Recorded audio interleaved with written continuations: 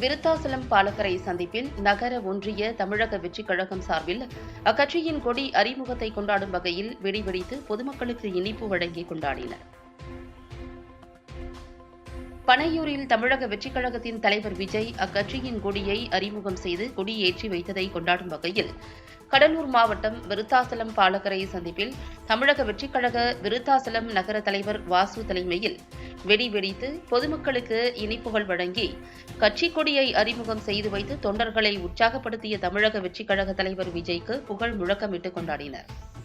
இந்த நிகழ்ச்சியில் நகர நிர்வாகிகள் பாபு கணேஷ், சுதாகர், பிரசாந்த், விஜய், ஒன்றிய நிர்வாகிகள் முத்து, செந்தில் மற்றும் அனைத்து நிலை பொறுப்பாளர்கள், தொண்டர்கள் கலந்து கொண்டனர். தமிழக வெற்றிக் கழகத்தில் கொடியினை இன்று தலைமை பனையூரில் தளபதி அவர்கள் திருக்கரங்களால் தொடங்கி வைத்துள்ளார். இந்த நாள் எங்களுக்கு கொண்டாடாக அமைந்திருக்கிறது. இதை நாங்கள் இனிப்பு விட்டு கொண்டாடி கொண்டிருக்கிறோம். தமிழக வெற்றிக் கழகத்தின் தலைவர் எனது தளபதியின் ஊரில் நாடி அண்ணன் விஜய் அவர்களின் ஆணைக்கிணங்க இன்று அவரின் கைகளால் நமது கொடியான சின்னம் வாகை மலர் மையப்புள்ளியான வாகை மலரை வைத்துள்ள கொடியில் அந்த கொடி என்பது வெற்றியின் குறிப்பு, வெற்றியின் சின்னமே வாகை மலர். அதன்போல் 2026 தேர்தலில் நாங்கள் வெற்றி அடைவோம் என்பது இதன் மூலம் தெரிவித்துக் கொள்கிறோம். தலைவர் அவர்கள் இந்த தமிழக வெற்றிக் கழகத்தின் தனது கொடியினை தலைமை அலுவலகமான பனையூரில் இன்று அதனை அறிமுகப்படுத்தியுள்ளார்.